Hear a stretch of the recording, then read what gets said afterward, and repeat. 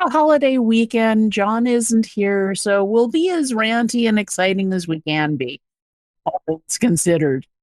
I'm just scared that it's September. What does that even mean? I What know. is that? Oh, Lordy. What is that Well, month? and the pumpkin spice latte and pumpkin spice I know. everything Oh no. insanity is starting again. And They have I got 8 foot skeletons for sale at Home Depot. pumpkin spice bacon. What? Yeah. Yep. Butcher Box. They have an annual special with pumpkin spice bacon of all Ew. things. That sounds terrible. I'm not gonna lie. Well, It went too far. I feel like there's got to be some kind of metric where like the number of 8 foot skeletons that are in your neighborhood, like that has some kind of correlation. I don't know what, like I don't know what it would be, but there are multiple people around where I live that just have them out 24/7, 365 in their front lawns with like different attachments for different holidays Yeah. and stuff. Well, I don't and know what that means. remember when the whole light show thing was strictly a Christmas phenomenon? Now apparently some people are getting into Halloween light shows, turning their homes into haunted mansion light. I mean, it's a lot of work to put up all those whatever lights. works. So take down. Whatever works. There are companies that do nothing but lights. I feel like that's cheating. I hire a company to put up my Christmas lights. Don't you live in a place where no one would see your Christmas lights if you had them? That's kind of I like do have goals. some neighbors other than the bears and the coyotes and the cougars. That's kind of like goals. If and you, the deer. Oh my the god, deer are like, wow, what a beautiful display. Nah. It's The only funny. thing the deer in my neighborhood are interested in is Eating all your plants plants. and teasing my dogs. Mm. Yeah. Right? They know that the dogs won't come past the fence, so they stand like 3 feet away and go nee nee nee nee nee. That's fair. I would do the same thing if I was a deer. I believe that. I believe that All right. 100%. We can roll the finger. I think this is going to be a chill edition. Let's go.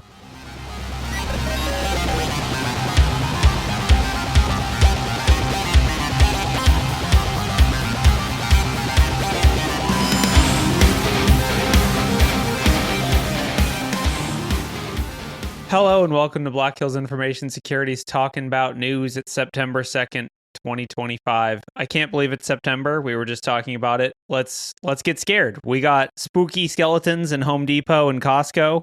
We got pumpkin spice lattes hitting shelves this weekend.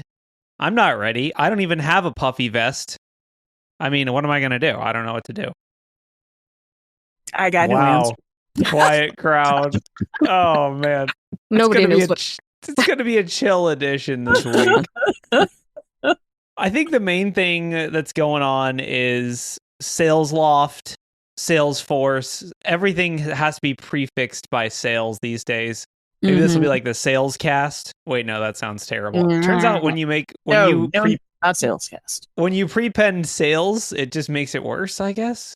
So basically, the current like big top story is Google Threat Intelligence Group posted an advisory about a Salesloft drift integration compromise that they experienced. So for those that don't know, and this would include me as of 10 minutes ago, Salesloft is a privately owned company that's completely different from Salesforce. They've been around since 2011, surprisingly, and there's a thing called Salesloft drift, which appears to be like a sales conversion, like I guess you put it on your site and it's like, hey, buy our stuff. I don't super understand how it works. Yeah, a chatbot or some AI sales integration. But the Google Threat Intelligence briefing, essentially the high level thing is, if you use Salesloft drift, you need to treat all authentication tokens stored in or connected to the drift platform as potentially compromised. It goes on to kind of explain how their investigation played out, which was essentially that their Salesforce is compromised. Their Salesforce apparently stored keys to access Salesloft drift, which then those keys were compromised. And then I don't know exactly how things spidered out from there, but Salesloft does have an advisory, which I can link to here. Essentially, the list of companies affected is growing. It seems to be the breach that keeps on giving. We have obviously the Google one. They were the first ones to posted, but we also have seen Zscaler. Who else? A bunch of others. Sorry, I got the wrong one up. I'm going to put the right article. No. No worries. Yeah, Okay. Zscaler is affected. Let's see who else. There's probably a list here. Palo Alto. So yeah, basically, if you use this integration, I reset your credentials, reset your tokens. If you're using Follow the anything threat. that says sales at the beginning of it, change all of your keys. Go in Active Directory, find all accounts that start with sales, and just disable them all. No, I'm just kidding. Do not do that. They, to be fair, this portal, Salesloft does have, like, the trust portal is active, and they have all kinds of warnings and security updates. Like, they appear to be taking it pretty seriously, which you got to give them credit. They're not downplaying. They're not gaslighting. They're actually acknowledging it and kind of doing their best. Salesforce also has disabled the Drift integration entirely. So, I mean, my gut on this, I don't really know. I mean, we'll see how the details pan out, but my gut is like, it just seems like the API integration world is not always done in the most secure way. The, just the different ways that people are like tying applications together, I think a lot of it is based on convenience and not so much on security. That's my personal opinion, but we probably will see more of that kind of stuff.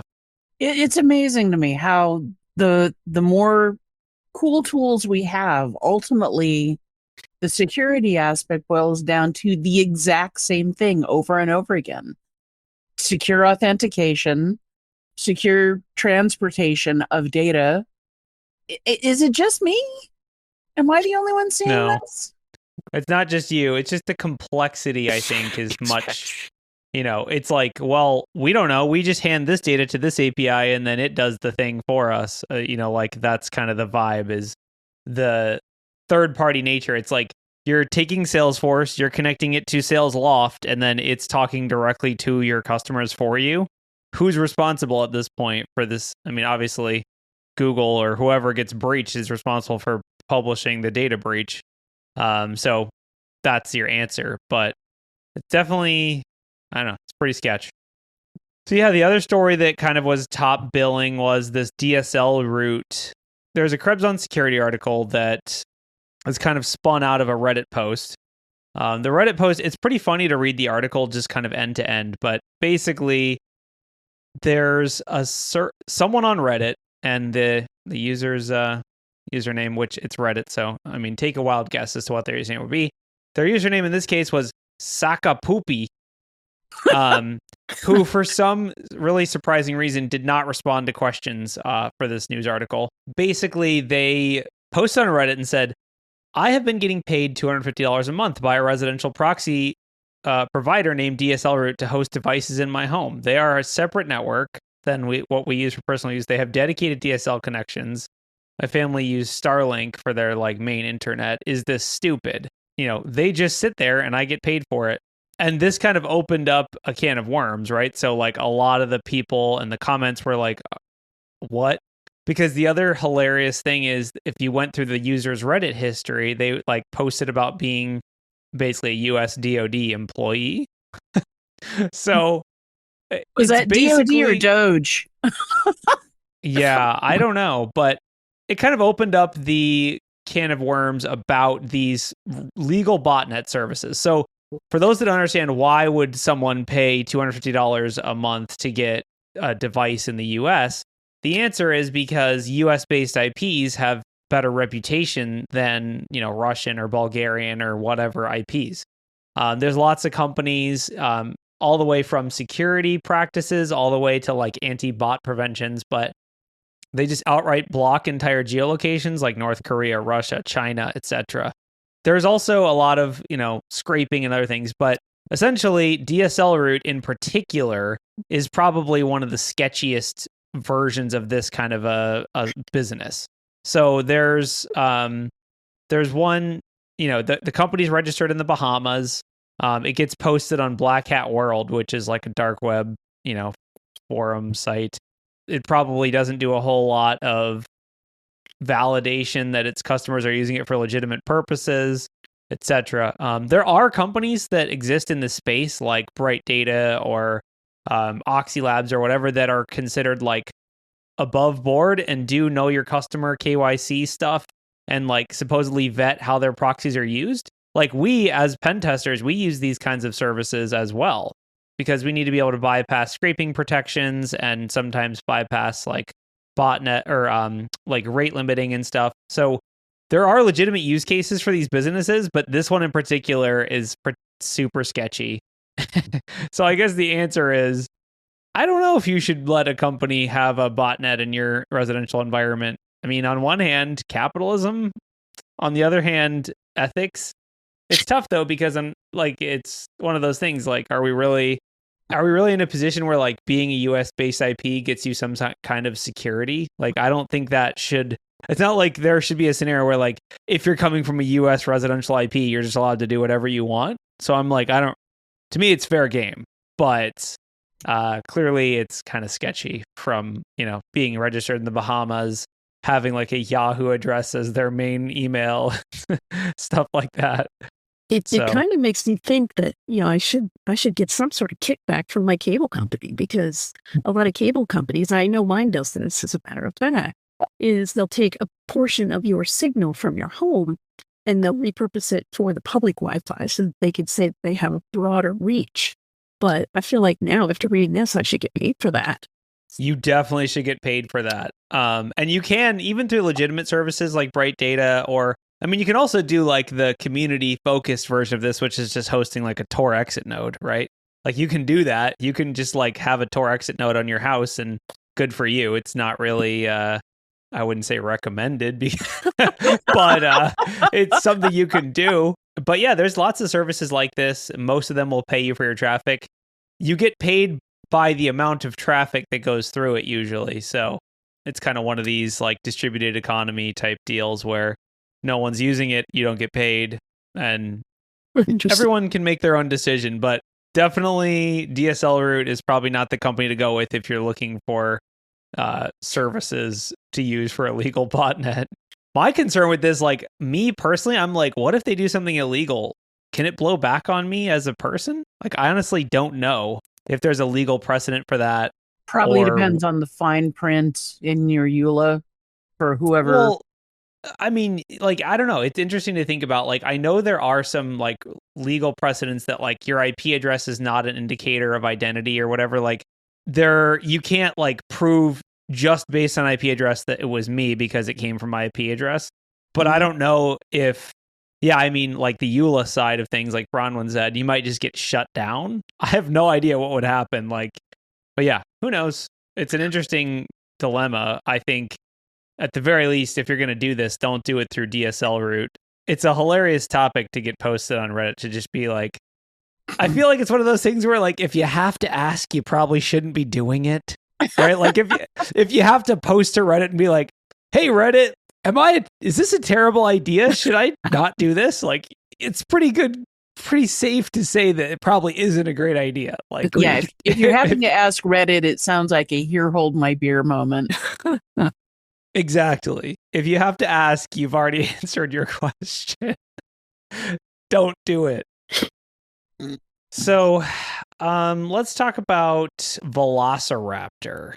Clever Girl, I believe, is its official tool tagline. No, I'm just kidding. So, this is basically an article that was posted in the Hacker News that was kind of repurposed from Sophos. Sophos published a threat unit research team or counter threat unit. Sophos Counter Threat Unit Research Team, which they could not come up with a longer name, posted kind of a threat briefing saying that threat actors are using Velociraptor, which Velociraptor is a legitimate incident response tool. I'm not an expert in it, but I believe it is used by legitimate threat actors, by legitimate businesses to do incident response. I think it can do things like memory collection, it can run commands, etc. But it's being abused right now by threat actors to deploy, which this is kind of an interesting angle. They're deploying VS Code and then, I guess, creating a dev tunnel or whatever through VS Code. So it's really a lot of steps. And if you look at it from like a forensic perspective, it's incredibly noisy. They're using MSI exec to install Velociraptor. They're using then VS Code installed from Velociraptor because, as you'd expect, these IR tools are they're good at executing commands and doing things. Basically, they install Velociraptor, then they use Velociraptor to push down VS Code, then somehow that gives them C2. I mean, it's basically just a blend of living off the land techniques, which is kind of interesting because this is one of those things where this is going to fire a bunch of alerts if you have advanced detections and like a SIM and all that stuff. But if you just have a basic EDR with no detections, all this stuff could be perceived as legitimate, and so it might not be blocked automatically. So it's kind of an interesting angle. Like, living off the land is definitely like the current hotness as far as attackers are concerned. I think that's really what they're focusing on is use legitimate tools, but use them in a way that gives you command over someone's computer. Sounds like some of this stuff our testers do. For sure. Yeah, I don't think I think this would require admin.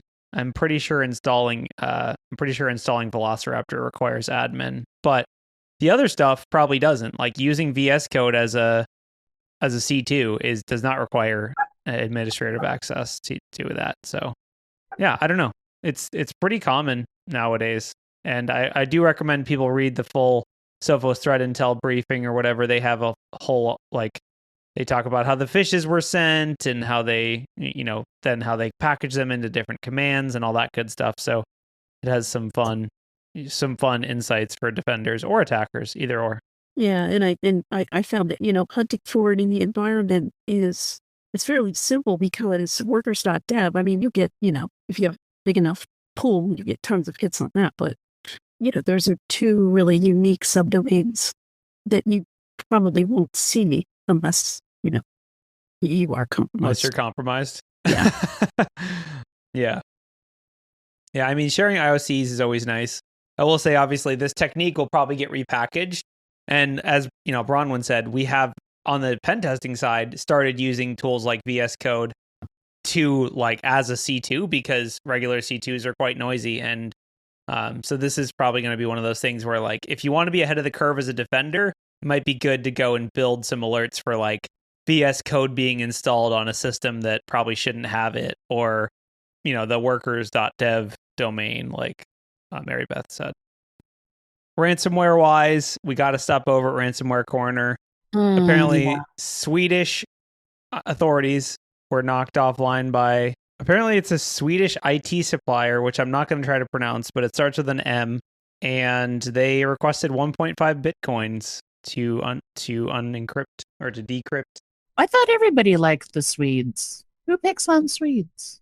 I know. Also, I'm assuming this is just IKEA. It's called.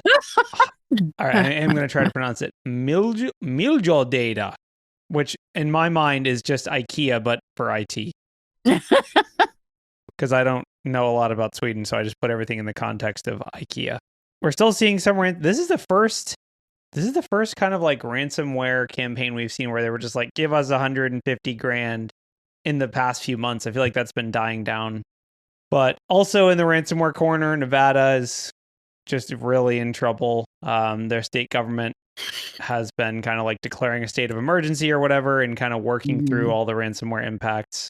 Major agencies, including the DMV, Health and Human Services, all that good stuff is affected.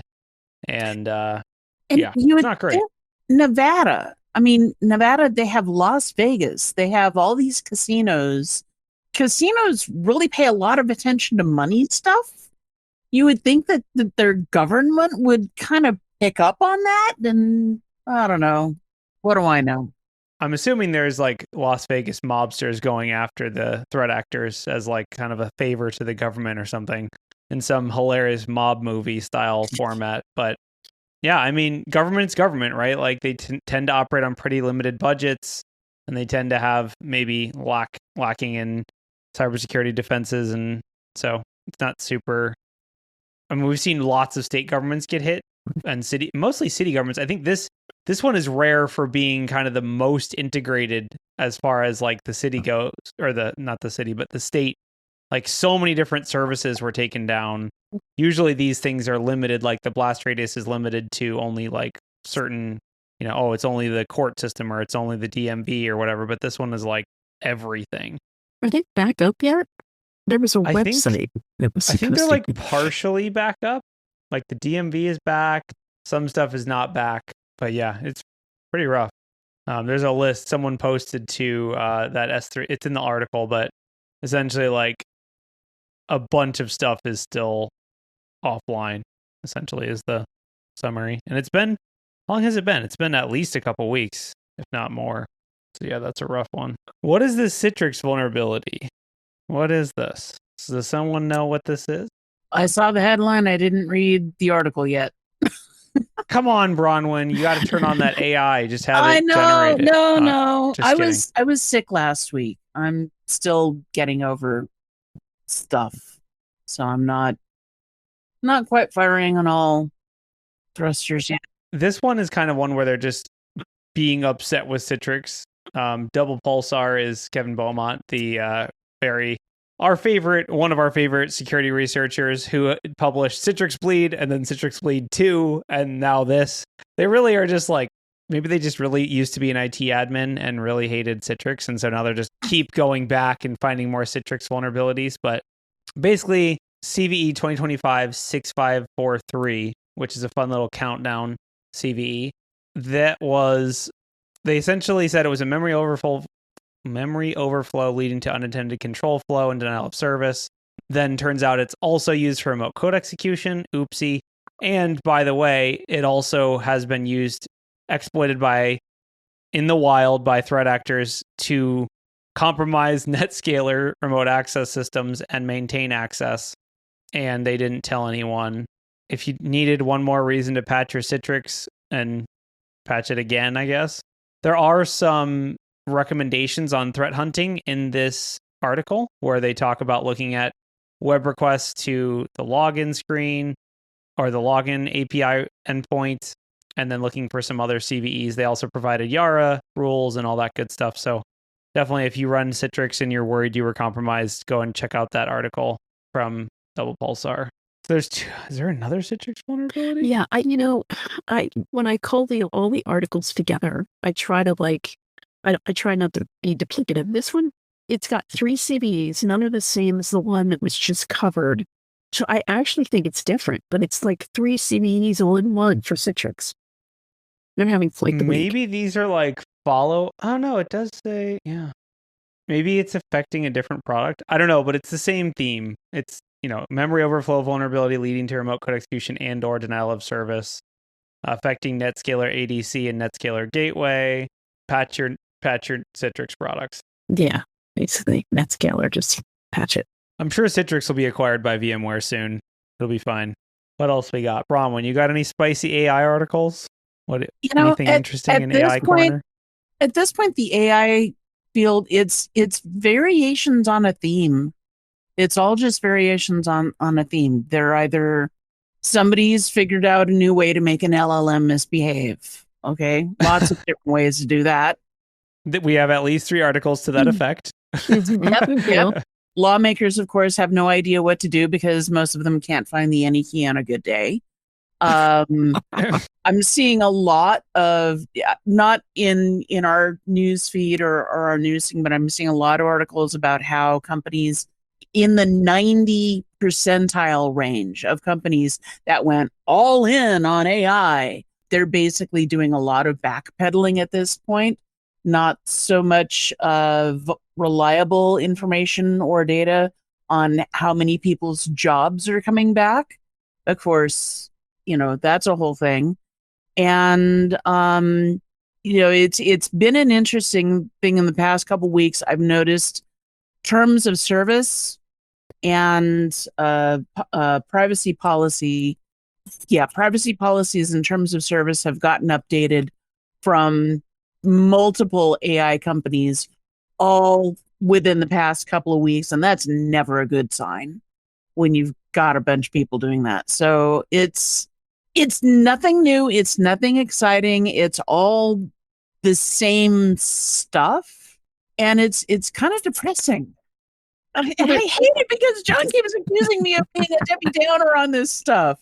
Well, there So- was Go ahead. was the Talents one new? The one where these LLMs are showing up now with Showdown? That seemed a little new to me. That there were like 1,100.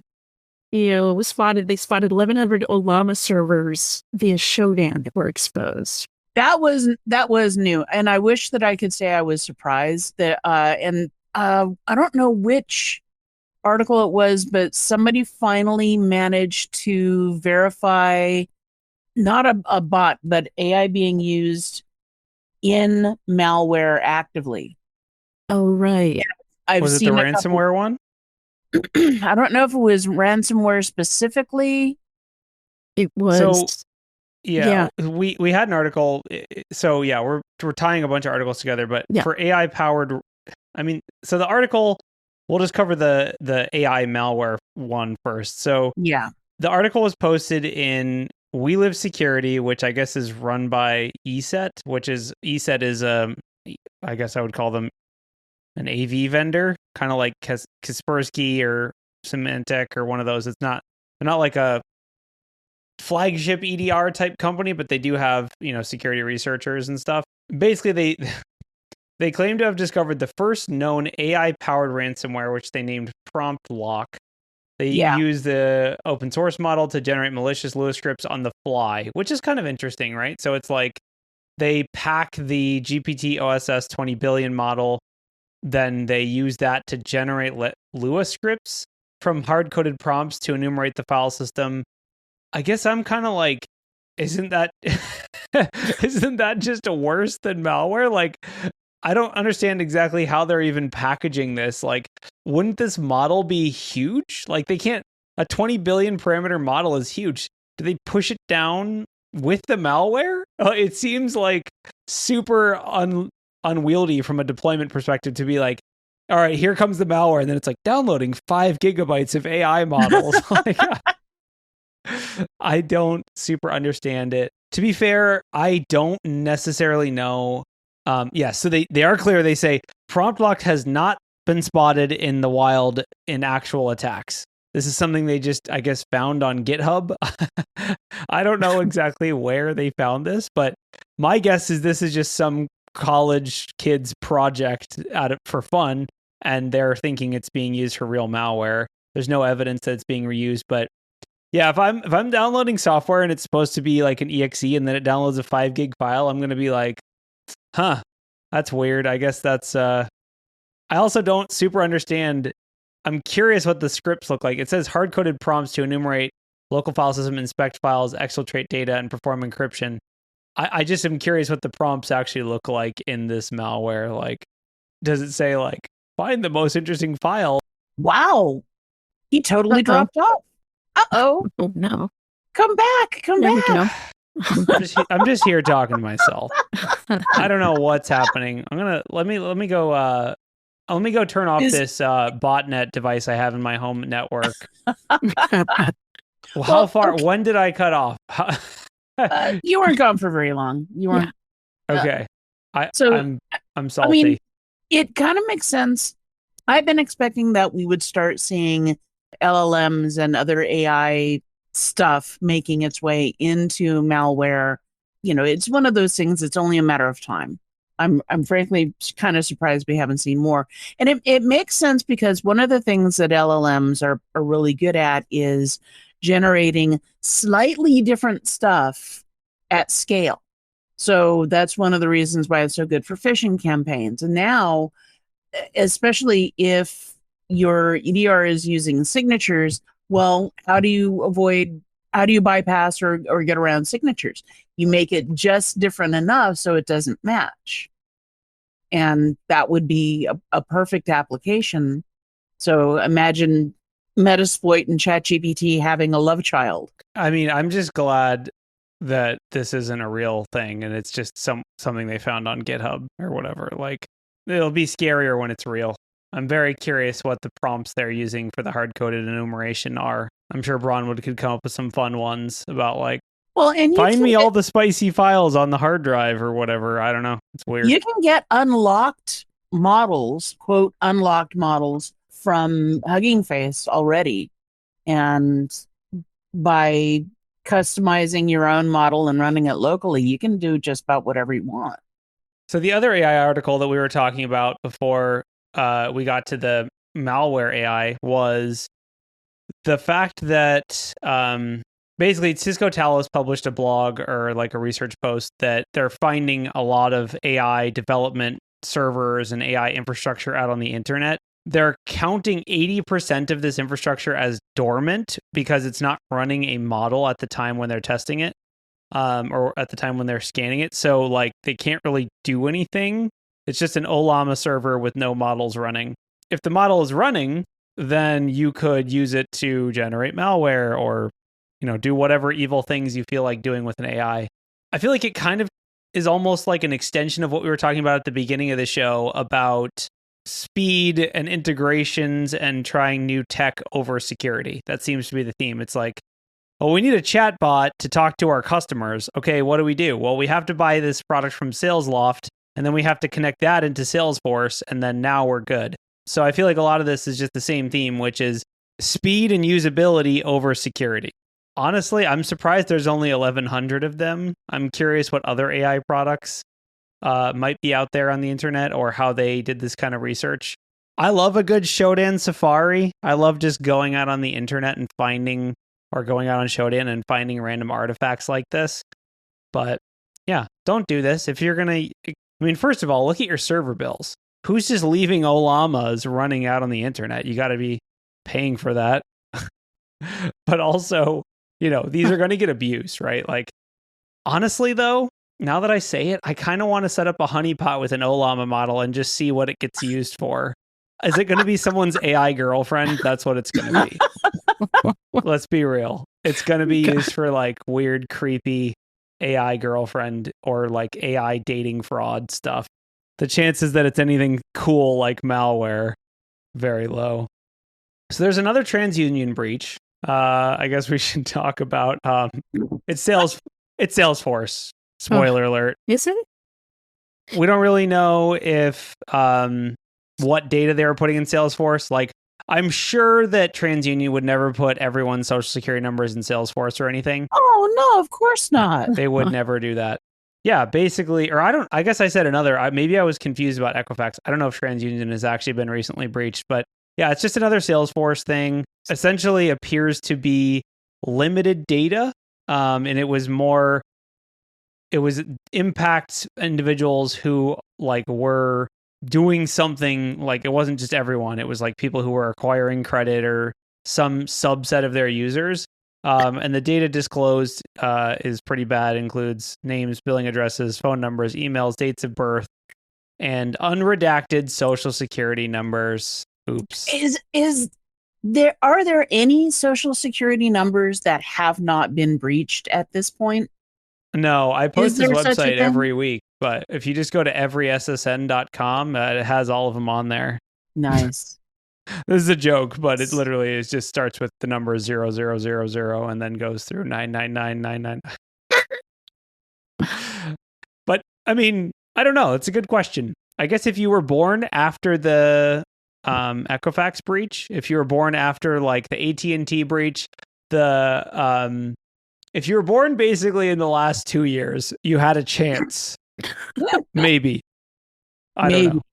Also, fun fact, social security numbers aren't unique and can be reused. So if you were born in the last 2 years, you might just have someone else's security number or social security number. Wow. Yeah, it's kind of a disaster. We really need to use something else for identification purposes.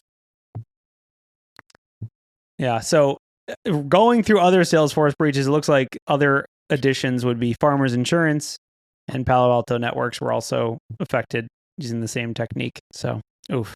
Oh, Brahma, do you have an update on your friends that have the chicken farm? Has anyone been able to translate a chicken's speech? I tried to get my friends. This is speaking about. Was it last week that I mentioned the chicken app? There's an app by a university in Canada, and they're using AI to interpret chicken clucks so that you can provide better quality of life for your chickens.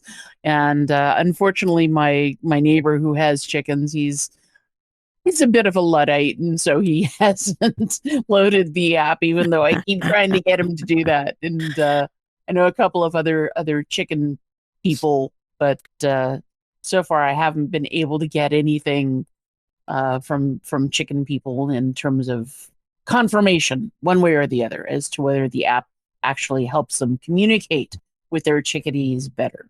Well, So go ahead, I see, Mary Ellen, that you put a real chicken article in here. Do you want to throw that at the audience because it's hilarious?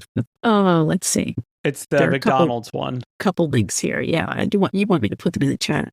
Yeah. Well, so I'm assuming you found this article. I don't know if you actually read it or if you just were like, chicken, and then you threw it in the show. So, well, not just chicken Yes. nuggets. Someone submitted it. Yeah, so the article is basically, this is an article in Tech Radar, so it's real. We swear we're not digging specifically for chicken-related articles all over the internet, okay? Speak for yourself. Okay, fair. But so essentially, a security researcher found an exploit to obtain free nuggets. That was their goal, which is a great goal. And basically, it uncovered much deeper flaws than McDonald's systems, and McDonald's apparently has no like bug bounty program. So this is affecting the reward system, and someone known as Bob the Hacker discovered that they could get free chicken nuggets. I don't know the technical details, but the user just decided to disclose them to the public. Oh, God. So I don't know. Yeah. They didn't really say exactly what the vulnerability is, but they do specifically say changing login to register prompted site to issue plain text password for a new account. So it's probably an API thing. If you're a bug bounty hunter, I think hacking for free nuggets is a pretty good target. Yeah, this is pretty funny. Yeah, the API keys were in plain sight, I guess it says. Well, McDonald's has a history of not exactly having secure. I mean, come on, they had a password 1 2 3 4 5. Yeah. Whoa! It was 1 2 3 4 5 6. Oh, To defend I'm sorry. I'm To sorry. defend them, who hasn't had a password that's 1 2 3 4 5 6 in their life? All right, like I'll tell you, there's a computer in my house right now that has a password 1 2 3. You showed up just in time to get free nuggets. I'd like to grant you with free nuggets. I mean, this is McDonald's business model, right? Giving away chicken nuggets is kind of their business model on some level.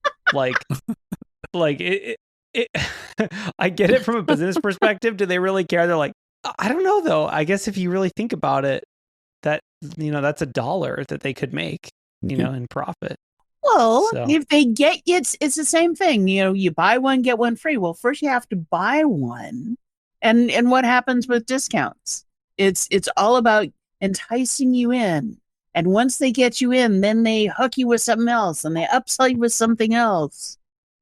Which gets back to my whole thing of capitalism equals greed. Well, I know. So, not news update.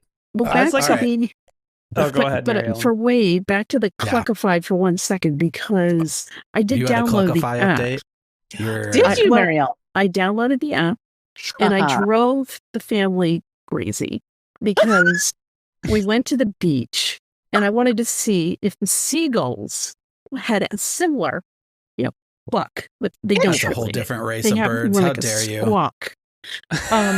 But the way the article last week made this app sound, it made it sound like, you could record your chickens, right? And then the AI would tell you, but no, it doesn't work that way. So what you have to do is you have to guess. It gives you like 3 examples of a chicken in distress. And then you have to learn what those sound like. And then when you hear your chickens, you have to decide, is that distress or should I go to the app and click on a happy chicken? Like it doesn't. How is that AI powered at all? That just sounds like we're the AI. I mean, if I'm missing something, but I downloaded the app and tried to use it, and that was my 2 cents. Okay, All right. so while we're completely off this topic of cybersecurity, if you're interested in birding, there's an app called Merlin Bird ID that's published by the Cornell Research Lab, and it has AI-based bird detection based on their calls, and it's really cool and really accurate. So if you're into birds, this app, you can sign up for it, and it's really cool. Like, you just turn it on, and it'll be like, here's all the birds around you, and it's kind of like Pokemon in real life. It's literally just Pokemon in real life. Since I was late, did you guys talk about either the detecting and countering misuse of AI or the one where the college student got recruited by China? No, we didn't do the China college student. The other one, I'm not sure. Maybe it's there. It's okay. Let's talk about that one first, because this one is just a big ad for cyber criminals to use AI. To tell you the truth. The Anthropic one. Yeah, we kind of skipped that one. You skipped it? I just think it... Okay, we don't have to talk deeply about it. No, we can cover it. What, like... All right, so I even have... I think I have notes on my, like, work computer about this because I thought it was so funny. Pretty much a bunch of different threat actors have been using AI, of course, in order to do stuff, but it's to the point where they're asking the AI, how much should I ransom them for? How do I talk to them about it? What are my next moves? Like, completely, pretty much, Claude is doing the entire ransomware incident to that point, and they're trying to find and catch these people. The other part about this is North Korean IT workers using Claude in order to pretend like they know pop culture references, like they know how to conduct all these like American business terms. Like, literally, one of them asked, "What is a muffin?" Yeah. And so then they had to figure out, Claude had to tell what a muffin is. And then the argument is, what's the difference between a muffin and a cupcake? I don't know. I mean, honestly, though, right, that's a tricky one. That's a really tricky one. The article is pretty good. Watch the video, because the video just pretty much is an ad to use Claude AI for cybercrime. It's great. It's absolutely great. But they're claiming, as part of this article, they're claiming they have better detections for this type of activity, right? Like, they're claiming it's like, we're 10% less jailbreakable now because of this article, right? I don't believe them. 10%? I don't know. It's not that high. That's true. And like Bronwyn said, there's lots of unlocked models out there already. I'm honestly shocked that any threat actors are paying $20 a month for Anthropic, or I guess they have free accounts, but like, No, they were paying. They were talking about there was a specific bot used just for pig butchering. That was like top of the line. Like, for some reason, like everyone was using it, and they caught it. And they did ban all the accounts, of course, and started catching people. And then they also do talk about the detection logic in which how they actually detect these threat actors using it, which is also pretty interesting. So I would highly suggest it. Yeah, it's the classic cat and mouse thing. Any tool comes out, people are going to use it for good. People are going to use it for email. There's totally legitimate reasons to ask what the difference between a muffin and a cupcake is. And now I'm kind of curious what kind of response it would give for that. But yeah, I will say it's tricky if you were to break up your requests into a bunch of different accounts or a bunch of different things. Like, ask on one account how to build a encryption tool, ask on another account how to send an email, ask on, like, if you spread things out between a bunch of different accounts, it'd be really hard to correlate like malicious activity. But yeah, I guess it's an interesting time to be alive. I know I saw something earlier today while I was scanning LinkedIn. Some guy posted that he interviewed an AI for a job. And unfortunately, I just saw the headline. I didn't have time to dive down into it, but I'm curious now to find out, did he know he was interviewing an AI bot? Or did it come out in the course of the interview that it was an AI bot? So now I got to go find that article. It's a good question, and I don't want to play too much inside baseball here, but right now we're interviewing for a DevOps position here at Black Hills, and we've had lots of people who are very obviously using AI during their job interviews, to the point that I believe last week someone was asked to turn around and answer the question. Wow. That is great. Wow. That is great. Turn around and then answer the question. But I mean, honestly, it was pretty obvious, right? Like, that we, like, unintentionally, we're actually interviewing an AI, not a person. I don't know. It's tough. I mean, the whole AI thing is, I think, it mostly overhyped. I think everyone is acting like it's going to save the world or whatever, but I think it's mostly overhyped and it's not going to have as big of an impact as everyone thinks it is. But I could be wrong. Who The knows? bubble is bursting. And as we were saying before we started rolling live, I'm seeing a lot of articles saying that in the 90 percentiles of companies that went all in for AI, they're now rolling stuff back as fast as they can backpedal. The problem is, I'm sure that not all of those jobs are going to come back where they said, oh yeah, we can fire all the humans and just have AIs do it. And now, lo and behold, the AIs can't do it. And All right, I'm going to tell you as a blue teamer, it has been a game changer.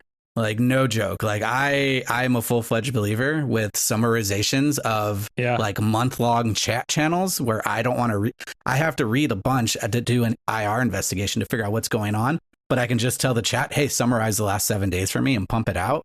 Mhm. Or possibly, hey, here's all my notes and here's all the actual chat about this incident. Write me an incident report. Like stuff like that, Totally. where it's completely tailored to what I think the AI is more enhanced for, has been a game changer, saving me like hours of day. It's Well, see, but that's an appropriate use. And I see that Meta posted a strong disagree. So I got into I've been getting into heated discussions lately about this whole bubble bursting thing with AI. And you got to remember, I built my first web page in 1992 and I survived the .com bubble burst. And the whole AI thing is feeling very, very, very, very much like things felt when the web first started going mainstream. And to Meta's point and to the point that others have made, the word delusion on the part of humans has been used a lot. And I agree wholeheartedly, because before the .com bubble burst, people were using the web for things without any idea. It was just, hey, I need to be on the internet. Why? It's shiny. It's new. And we're getting that same exact behavior now with regards to AI. And people are figuring out, oh, maybe this wasn't so much of a good idea. Oh, maybe there's a reason why they call it the bleeding edge. And so what is going to happen, and I need to get all this stuff down in writing because I think it's a good point. The .com bubble burst led to more appropriate, more sustainable implementations of that technology. We have not gotten to a similar point in the AI bubble yet.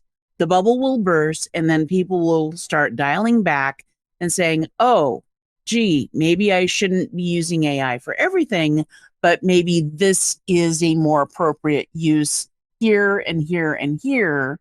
And also, we're starting to see more founders, more innovators in the AI space saying, look, LLMs are never going to create AGI. And maybe the whole bigger is better thing is not what it's cracked up to be.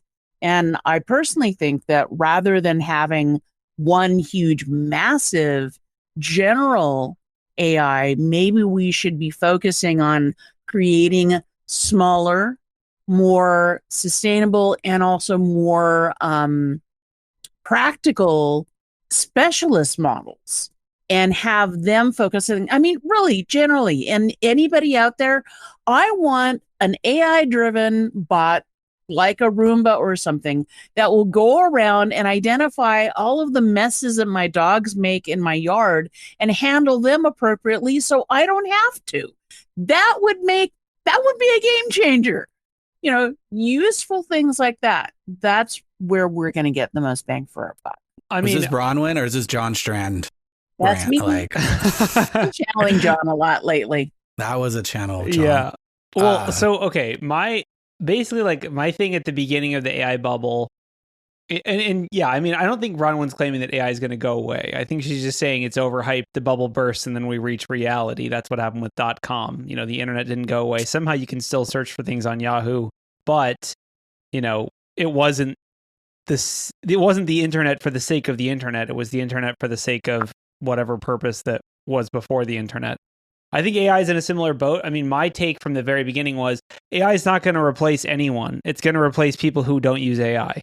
And Wade's like, a threat hunter is not going to be replaced by AI, in my opinion. But a threat hunter who refuses to use AI might be replaced by one who will use AI.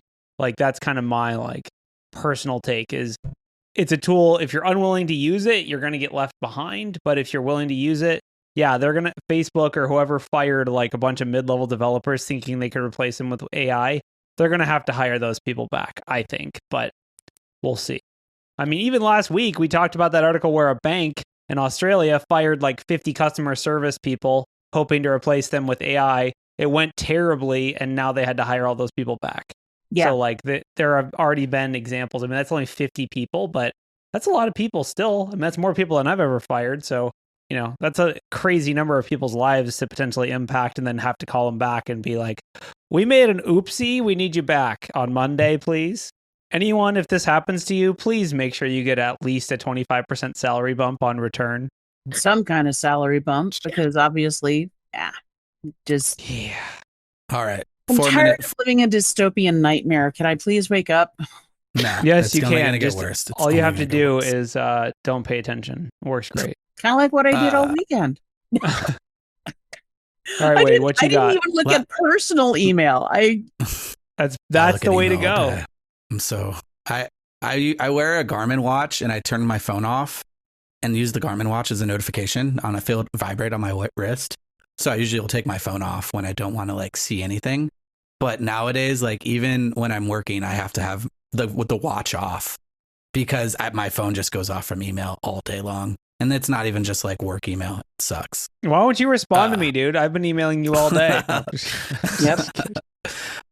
This last article, which we can go over real quick, is I'm a Stanford student and a Chinese agent tried to recruit me as a spy.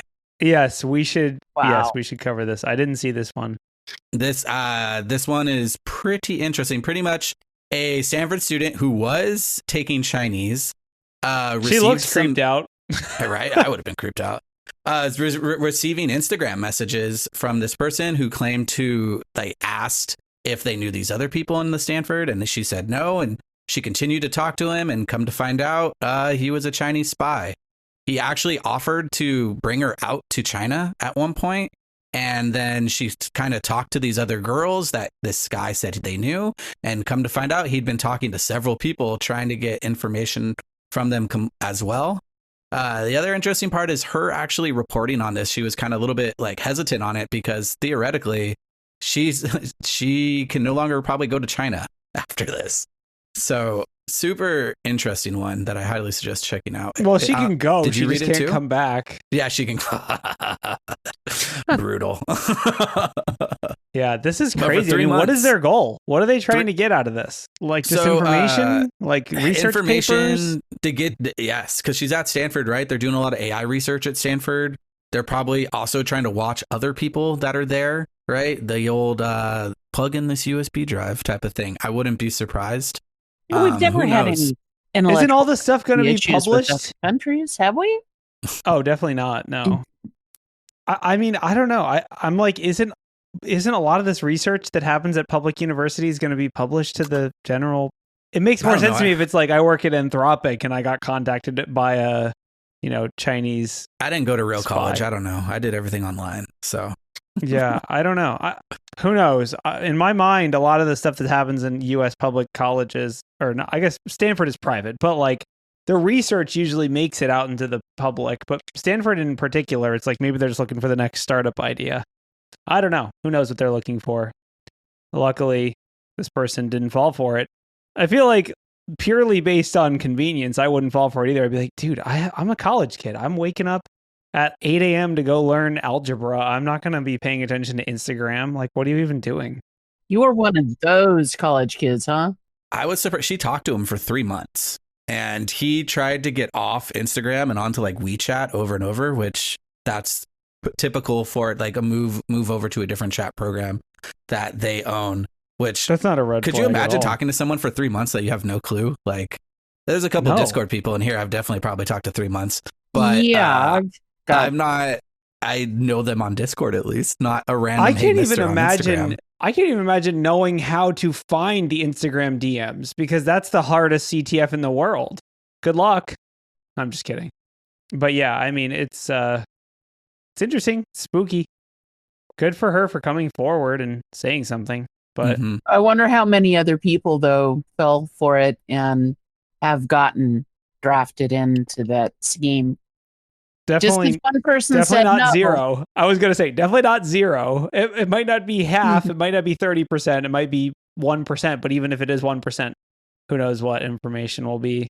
Yeah, I mean, it's tough because it's like you want to believe in the Bronwyn's whole thing about I want to stop living in a dystopian nightmare. Like, you want to just believe that, like, oh, are you trying to learn English? Like, you want to believe in the, like, unitedness of humanity, but then stuff like this happens and erodes your confidence in that. And you're like, what are you, a spy? It's like, whoa, sorry, I'm your neighbor. Chill out.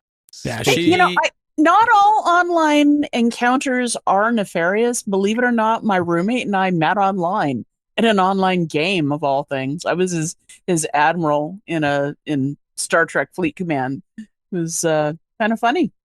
That is so delightfully nerdy. I love it. All right. On that positive note, we'll see you all next week. It's Tuesday. I'm scared. There's 4 days in this 5-day week. I don't know what to do. I'll see you all next week. Bye-bye.